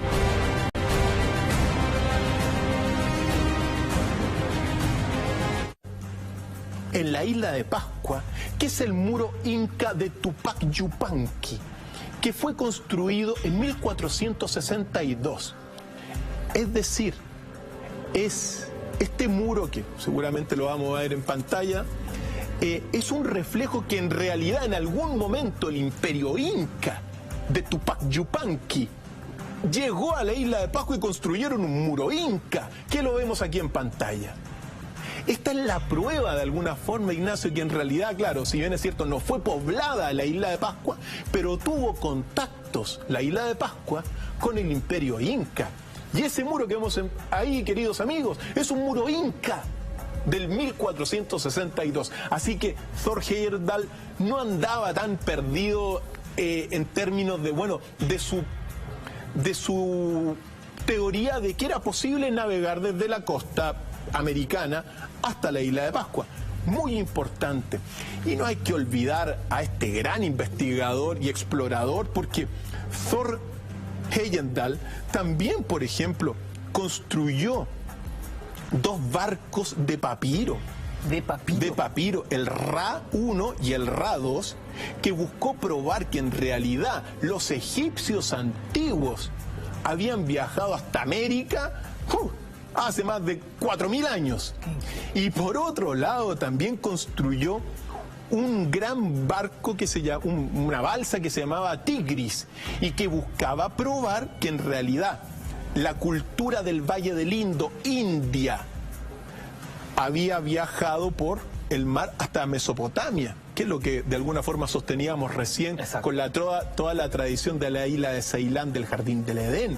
Es decir, hubo una transmisión cultural original desde la India hasta Mesopotamia por mar, según Thor Heyerdahl, en su barco el Tigris. Claro que a ese se lo quemaron porque había muchas convulsiones llegando a Mesopotamia, mediado del siglo pasado. Entonces, muy importante este investigador. Entonces, se va enriqueciendo así la visión de esta isla de Pascua. Pero, volviendo un poco a esta isla de Pascua, recordemos estábamos de alguna forma en este viaje, en el viaje previo. Tenía el Ao, el remo ceremonial, Otomatúa. También tenía estas tablillas rongorongo, que ya están prácticamente perdidas, que son muy caras y que no son traducidas. Y también llevó el primer Moai, el primer modelo del Moai lo llevó en su balsa que se llamaba Bacay. La balsa, digamos, la gran canoa que trasladó a Otomatúa desde Jiva hasta la isla de Pascua se llamaba Bacay. También acompañándolo a Otomatúa iba su hermana que se llamaba Abakeipua, y Abakeipua iba en el Tuco Io, así se llamaba su otro gran bote para viajar. Y más de 300 hombres los acompañaron en estas dos grandes balsas, en estos dos grandes botes que atravesaron desde Jiva y llegaron en un momento dado, después de varias semanas de navegación, siguiendo el sol, llegaron finalmente a la playa de Anaquena. Ahí es donde, según todo esto, llegaron. ¿Cuándo llegaron? Aquí está la pregunta también del millón. Y hay dos años fundamentales. Si esto es así, llegó en el año 386 después de Cristo. Fue la primera vez que fue habitada esta isla. 386. 386 después de Cristo habrían llegado a este lugar. Y increíble. Si es que esto es así, hay otro dato, digamos, al menos, que es el año 247. Es posiblemente que en esos años Otomatúa fue el primer, digamos, Otomatúa y su hermana, más de 300 hombres, habrían poblado por primera vez desde Jiva a la isla de Pascua. Así que cifras y datos están ahí, siglo IV, siglo III. Increíble. ¿Esto habría marcado el origen de la civilización? Por supuesto que sí. Y es ahí cuando comienza el reinado de Otomatúa, el reinado propiamente del Mana. El reinado del Mana, mira, era un reinado donde, según la tradición, el rey era el detentador del Mana. Al rey, por ejemplo, Otomatúa, durante los primeros 20 años que duró su primer gobierno en la isla, no se le podía ver comiendo, tampoco se le podía tocar, ni tampoco se le podía ver durmiendo al rey Otomatúa. ¿Por qué? Bueno, porque era divino. Era el detentador de este poder espiritual. Estaba prohibido tocarlo. Era, en este sentido, el que lo tocaba quedaba maldito por el tapú, que se llama.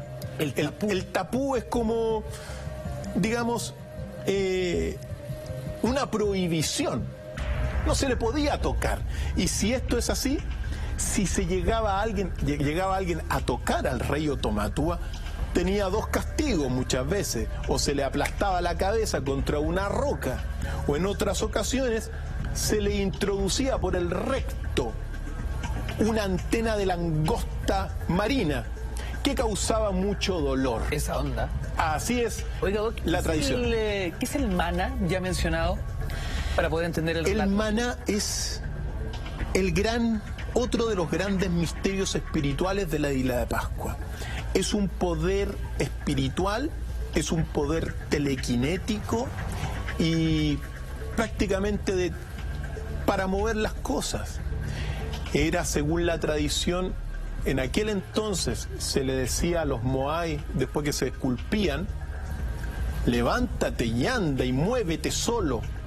Y el poder del Mana hacía que estos moai se pudieran mover solo sin la ayuda de la fuerza bruta o la fuerza humana. Estamos hablando de gigantescas estatuas de piedra, toneladas, muchísimas de piedra toneladas esculpida. ¿Quiénes tenían este poder? ¿Quiénes ostentaban el mana? El mana lo ostentó primero que nada Otomatúa.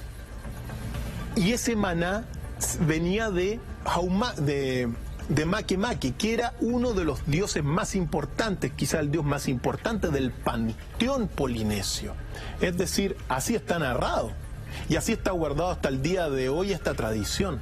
El maná es un poder espiritual que le permitía a los moai moverse solo, y que lo detentaba el cuerpo de Otomatúa y también el ao o remo ceremonial.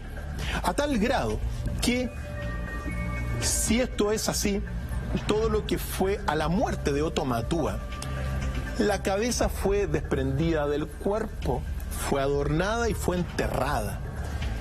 La cabeza de Otomatúa detentaba en gran parte el mana, y siempre que uno pasa por esto, siempre uno tiene que decir que, al menos según las investigaciones que me tocó hacer en terreno allá, esta cabeza, o puoco que se llama, del rey Otomatúa, que estaba enterrada en la isla de Pascua,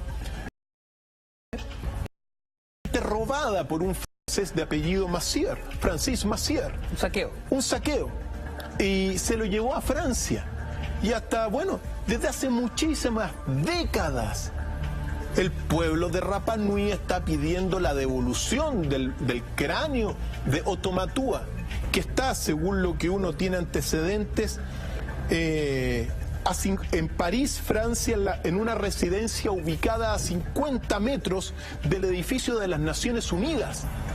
Ahí estaría el puoco o la cabeza de Otomatúa que detentaba el maná.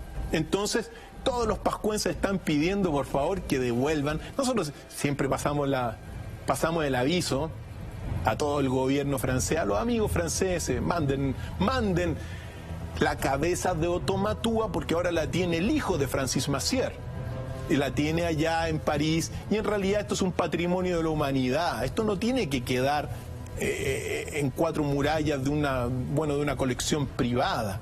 Entonces, pidamos eso, y siempre yo lo pido, vamos, y a todo el pueblo francés, aunque bueno, devuelvan la cabeza de Otomatúa.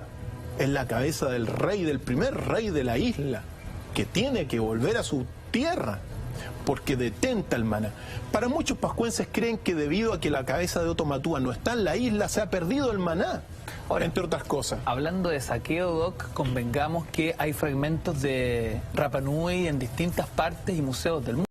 Sin ir más lejos, otra historia.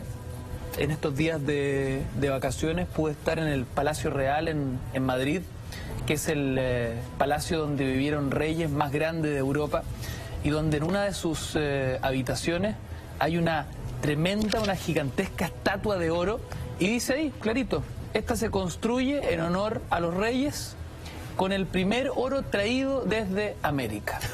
Un eufemismo del primer oro saqueado de América. Así es la historia. Y mira, ¿por qué uno dice esto si uno no quiere estar en conflicto con los amigos franceses? Pero uno tiene que cuidar sus tradiciones. Nuestro país, un país en desarrollo, tiene que cuidar sus tradiciones, comenzar a cuidarlas al menos, Ignacio. ¿Por qué? Porque si uno olvida sus tradiciones ancestrales, olvida quién es uno mismo y no puede proyectar un futuro, y es fácilmente invadible si no conoce de dónde viene. Por lo tanto, queridos amigos, pidamos siempre, y a todos los amigos en casa, y a todos los amigos que nos ven de otros países, que vuelva la cabeza de Otomatúa, ojo, a esta isla de Pascua o Rapa Nui, que es un patrimonio de la humanidad. Sino esto no es un patrimonio simplemente del pueblo chileno. Rapa Nui es una isla que es un símbolo para todo el mundo. Doc, una pregunta, ¿cómo se conecta la construcción misma de los moais, estas gigantescas estatuas esculpidas en roca, con los sueños? Bueno, ¿qué es lo que sucede? Sucede que dentro, como te decía, lo que traía Otomatúa era el primer modelo el primer Moai lo trajo Tomatúa en la balsa desde Jiva. Y cuando llegó comenzó a esculpir, bueno, la tradición comienza a esculpir, todos comienzan a esculpir estos Moais que son, mira, se han contado un catastro de 1.400 Moai aproximadamente, más de 300 están bajo el mar. Muchos de estos Moai están puestos en lugares que son inaccesibles prácticamente si tú te das la vuelta. Afortunadamente me tocó ver unos Moai que uno se pregunta cómo llegaron a esos lugares. Increíble, claro. Y que la única respuesta, al menos relativamente racional, bueno, quizá se movieron solos. La otra es que ponían, bueno, hay explicaciones racionales para mover los Moai, hay muchas. Hileras de troncos que ejercían características como de ruedas. Efectivamente, horquillas que eran arrastradas, otros que lo amarraban y que lo hacían caminar solos prácticamente. Bueno, son parte de las explicaciones. Pero volviendo a tu pregunta, recordemos que solamente decir que hay unos 600 Moai de 4 metros aproximadamente de altura. Eso es un dato muy importante. Estaba viendo una imagen ahí recién, la que pasó hace algunos segundos, donde uno puede ver el Moai ejerce una condición como de iceberg, ¿no? Lo que uno ve del Moai es solo una parte, lo que está enterrado son muchísimos. El Moai ejerce una condición como de iceberg, ¿no? Lo que uno ve del Moai es solo una parte, lo que está enterrado son muchísimos más metros, que producto con el paso de los años y de los siglos, el terreno va creciendo y los Moai van quedando enterrados, dando la sensación que son mucho más pequeños de lo que realmente son. Pero lo que está bajo tierra son metros y metros de roca esculpida. El Moai, sacándolo completamente a la superficie, es una estatua gigantesca. Efectivamente. Y esta es la imagen, al menos que de algunos Moai, Ignacio, que efectivamente muestran esto que tú señalas, que son mucho más grandes de lo que aparentemente se ve. Ahora, decir que, como te decía, hay unos 600 Moais que son de unos 4 metros de altura y que pesan unas 30 toneladas. Pero hay un Moai que se llama el Paro que mide 10 metros de altura y pesa 85 toneladas. ¡Qué locura! ¿Cómo se transporta eso? Ahí están las preguntas. 10 metros y 85 toneladas. Efectivamente. Y también hay uno en el Rano Raraku, que es el volcán de las canteras. Donde se fabricaban los Moai. Así es. Donde se esculpían, digamos. Hay uno de 22 metros de largo y de unas 250 toneladas, Ignacio. Entonces, son unas obras monumentales. Siempre es bueno observar estas bellísimas imágenes que tenemos para todos los amigos en casa, porque yo recuerdo que una de las cosas que más me impactó de la isla de Pascua, aparte de su gente, aparte de cómo rompen las olas allá, es pararse frente a un Moai que es una energía inmensa, una energía vibratoria tremenda. Y aquí, volviendo a lo que tú preguntabas, Ignacio, si todo esto es así, los Moai son representantes de los antiguos pascuenses que al morir los Ariki, los reyes, transmitían la energía del maná al Moai. Y cuando al Moai se le ponían los ojos primeros blancos y después unas pupilas rojas, cuando se ponían esos ojos, significaba que el maná volvía a la tierra, es decir, volvía a la misma isla de Pascua. De ahí vienen los sueños oníricos, es decir, por eso todos los Moai de la isla de Pascua miran hacia el centro. ¿Por qué? Porque quieren dejar el maná, este poder espiritual que venía de los antepasados, al interior de la isla. Y solamente hay 7 Moais que miran hacia afuera y que son precisamente, miran hacia el lugar de donde provino Otomatúa, es decir, al ancestral Jiva. Entonces, eso es muy importante porque estamos frente a lo que se llaman representaciones de hombres dioses. Los Moais, en el fondo, incluso cuando se les pone todo el pucao es como una especie de sombrero o moño, finalmente, algunos que están adornados.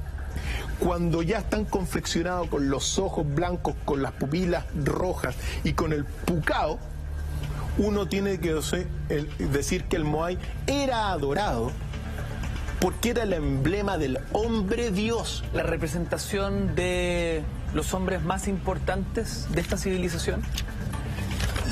Por supuesto que sí.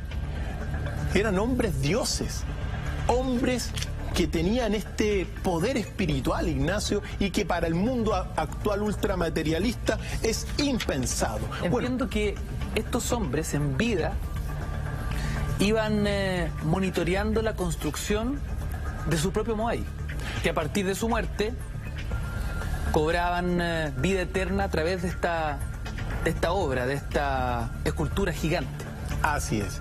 Bueno, durante siglos se mantuvo esta tradición que tú acabas de decir, hasta que aparentemente llegó una oleada de los llamados orejas largas y hubo un conflicto en la isla.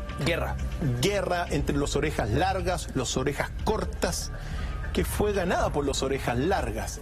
Pero en ese momento dado se acabó la tradición de los Moai o la civilización de los Moai, que dio paso a la civilización de los hombres pájaro.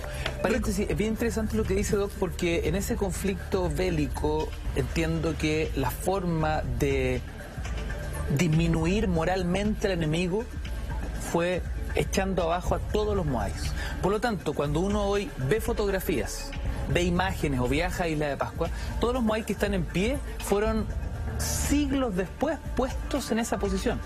Originalmente se encontraron todos tirados, esparcidos en el suelo. Hay muchas tradiciones. Esa es una, es decir, que fueron destruidos por las orejas largas, los botaron al suelo para pasar a la civilización de Orongo, de los hombres pájaros. Pero también está la tradición que narrábamos hace una semana atrás, que te la resumen que claro, que en realidad todo esto fue producto de la maldición de una bruja. Como dice la tradición, 3 hombres fueron a pescar, volvieron del mar trayendo una langosta, se la comieron. Pero la cocinera de estos escultores no estaba cuando estos pescadores cocían la langosta. Cuando llegó más tarde, esta vieja vio que los 3 hombres no le habían dejado nada para comer y lanzó un grito de maldición hacia los Moai y dijo: muchachos, caed al suelo. Y todos cayeron al suelo. Entonces, este paso de la civilización de los Moai a la civilización de los hombres pájaros también guarda esta tradición de que aparentemente fueron botados por la maldición de una bruja. Lo cierto es que en la cantera del Rano Raraku hay más de 300 Moai que tú lo ves como que de repente los dejaron de construir de un momento para otro. Claro, como que quedó en la faena a medio camino. Así es. Entonces, ahí viene la tradición de todo lo que fue el inicio de la civilización de los hombres pájaros, que se sitúa en Orongo. Orongo, ya estamos hablando al otro lado de los, digamos del volcán Rano Raraku, donde está el volcán Rano Kau, y donde hay una serie de casas de piedra para protegerse de los vientos y también de los conflictos que habían. Y ahí tiene, durante el inicio de la primavera, ocurre todo lo que es la tradición de la ceremonia del Tangata Manu, que es la tradición según la cual era una competencia para elegir al rey que iba a gobernar y que consistía en bajar el acantilado del volcán Rano Kau, nadar 2 kilómetros hasta los islotes que había, particularmente hasta el islote Motu Nui, y poder capturar el primer huevo del manutara o del gaviotín pascuense. Quien lo capturaba era el rey por un año. Por lo tanto, esta es la tradición, una tradición riquísima, Ignacio, y que uno por efectos de tiempo no puede detenerse en muchas cosas. Uno no tiene que olvidar también, por ejemplo, todo lo que son los tatuajes de los pascuenses y las pinturas pascuenses, porque los tatuajes pascuenses simbolizan la comunicación con los espíritus y con los dioses de la isla y de ellos mismos. Por lo tanto, a través de los tatuajes se asocian con las divinidades. Es una cultura tan rica, Ignacio, la vascuense, pero que lamentablemente comenzó a sufrir un colapso. Y ese colapso comenzó exactamente el año 1722, cuando llegó a la isla el primer navegante holandés, Jacob Roggeveen. Porque ese año, así como llegó por primera vez a la isla este occidental, trajo con él no solamente su visita, sino que también trajo la peste, trajo la codicia, trajo los vicios y trajo un pensamiento sumamente negativo que va a comenzar a destruir a nuestros queridos amigos pascuenses y Rapanui y polinesios. ¿Qué significa esa erosión con el paso de los años? Bueno, significa el arribo occidental, prácticamente el exterminio. Y me permito citar las mismas cartas de 1722 de Roggeveen para que uno se den cuenta algunas cosas. Mira cómo los recibieron. A ver. Estas son palabras de este capitán. ¿El mismo expedicionario? Sí. Todos los hombres, mujeres y niños venían delante de nosotros trayendo ramas de palma y una especie de estandarte rojo y blanco. Ellos se pusieron inmediatamente de rodillas, plantaron sus banderas delante de nosotros y nos presentaron sus ramas de palma en signo de paz. Ellos nos manifestaron por sus posturas humildes cuánto deseaban contar con nuestra amistad. Es decir, los pascuenses recibieron de una forma muy amable a estos primeros visitantes que se fueron multiplicando porque después llegó el español Felipe González, James Cook y barcos de esclavistas peruanos. Pero mira cómo así los reciben y mira cómo es la apreciación que tienen estos visitantes. El mismo Roggeveen dice en 1722, no vimos más de 2 o 3 mujeres viejas usando una falda desde la cintura más abajo de las rodillas y otra puesta sobre los hombros, pero de modo que la piel de los pechos estaba desnuda. Ojo, andaban desnudos los pascuenses porque eran inocentes en ese sentido. La inocencia del jardín del Edén que veíamos un poco. Las mujeres andaban con los pechos desnudos, en señal de inocencia. ¿Y cómo lo ve el occidental? Mira lo que dice George Forster, que es un científico que acompaña a James Cook, y que esto es un relato de 1774. Nunca ha visto quizás en ningún país cortesanas tan licenciosas. Los marineros dejan de lado todo pudor y no se sonrojaban de entregarse a la impudicia sin buscar de cubrirse más que por la sombra de las estatuas gigantescas. Cook observa y dice, ellas no eran ni reservadas ni castas, y por un pedazo de tela los marineros saciaban su pasión. François de Galoup, que llegó también en 1786, dice lo siguiente: la fisonomía de muchas de sus mujeres era agradable. Ellas ofrecían sus favores a todos quienes les quisieran dar algún objeto. Los nativos nos estimulaban a aceptarlos. Algunos de ellos dieron ejemplo de los placeres que ellas podían procurar. Es decir, la visión de estos primeros navegantes es una visión propia del machismo, pues. Es decir, de las personas que ya cargan con un pecado y que ven en los hombres desnudos prácticamente y en las mujeres desnudas, como señalaba, un peligro, cortesanas licenciosas, entre otras cosas. Entonces, ¿por qué esto es relevante? Porque uno tiene que explicar realmente por qué ellos eran así. Y por qué en muchas cosas lo recibían de una forma buena. Esto es muy relevante. ¿Por qué? Dice lo siguiente: los pascuenses estaban unidos al sol en su rol masculino de padre fecundador y a la tierra representada por la luna en su rol femenino de madre fértil. Estas dos divinidades, es decir, la luna y el sol, divinidades astrales, comparten con los pascuenses la responsabilidad de generar vida humana. Es decir, los pascuenses, aislados de todo humano, estaban conectados con el cielo, con la luna y con el sol. Y ellos, la luna y el sol, le entregaban el poder de generar vida. Esta es una concepción teológica que, al llegar estos visitantes y al entregarse muchas veces a los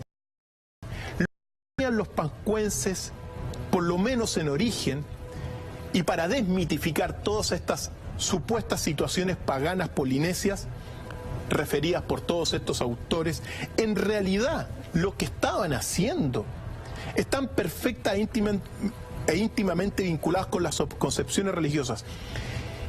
Lo que estaban haciendo en realidad muestran que la sexualidad como un medio en que los nativos comparten los poderes generadores divinos con los otros, es decir, entregarse a los dioses. Están entregando un poder generativo de los dioses astrales a los visitantes. Entonces, lo que estaban haciendo en realidad muestran que la sexualidad como un medio en que los nativos comparten los poderes generadores divinos con los otros, es decir, al entregarse muchas veces a los visitantes, están entregando un poder generativo de los dioses astrales a los visitantes. Entonces están compartiendo generación de vida. Ese es el concepto original de esta inocencia original de la isla de Pascua. Entonces, claro, ellos se entregan, los reciben bien, comparten este poder generativo divino proveniente del sol y de la luna, y los visitantes los ven como si estas fueran unas pecaminosas. Entonces, visión completamente distinta, y que uno tiene que rescatar esta inocencia, Ignacio, muy importante. ¿Por qué? Porque desde entonces prácticamente fue muy maltratada la isla de Pascua. Doc, en ese maltrato hay algo que es fundamental y tiene que ver con este periodo oscuro, tan oscuro que se habla de un casi completo exterminio. Efectivamente, y eso ocurrió en 1862, donde 7 barcos peruanos capturaron a más de 1000 pascuenses, dejando y prácticamente los exterminaron. Se los llevaron a las Guaneras, a Perú, donde murieron todos. ¿Y se los llevaron en función de qué? Capturados. ¿Reclutar esclavos? Esclavos. Se los llevaron estos peruanos en 1862 para trabajar las Guaneras. Quedaron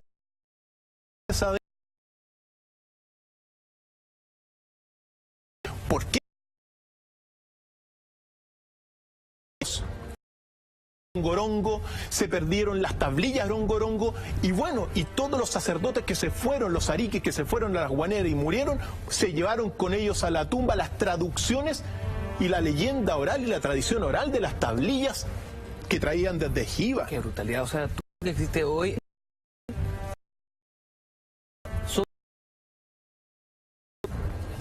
100 hombres, mujeres y niños que sobrevivieron a este exterminio. Efectivamente, un cuasi exterminio que después se prolongó con invasiones también de franceses, y que en 1888, afortunadamente,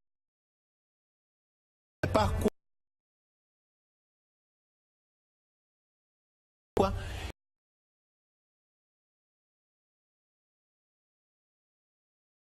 de la isla, como narra todos los documentos de el capitán Policarpo Toro, que fue el que la anexionó finalmente, pero que aparece Chile como prácticamente el país que hizo sobrevivir a los pascuenses. Evidentemente, después de en el año un especial. El territorio, hay mucho más que rescatar de Isla de Pascua. Recordemos que Chile no ha sido un país que se ha caracterizado por cuidar sus tradiciones. Nosotros la estamos cuidando, estamos recordándolos a los amigos. No hay que olvidar tampoco entre 1905 y 1900, incluso Unidos, supuesta base militar camuflada por una base meteorológica. Pero ¿por qué digo esto antes de terminar? Porque los minutos nos están comiendo. Porque fue Estados Unidos entre 1965 y 1970 que introdujo en la isla de Pascua todo el consumismo y todo el patrón capitalista. ¿Cambia de esa forma el modo de vida del pueblo Rapa Nui? Así es, lo cambia.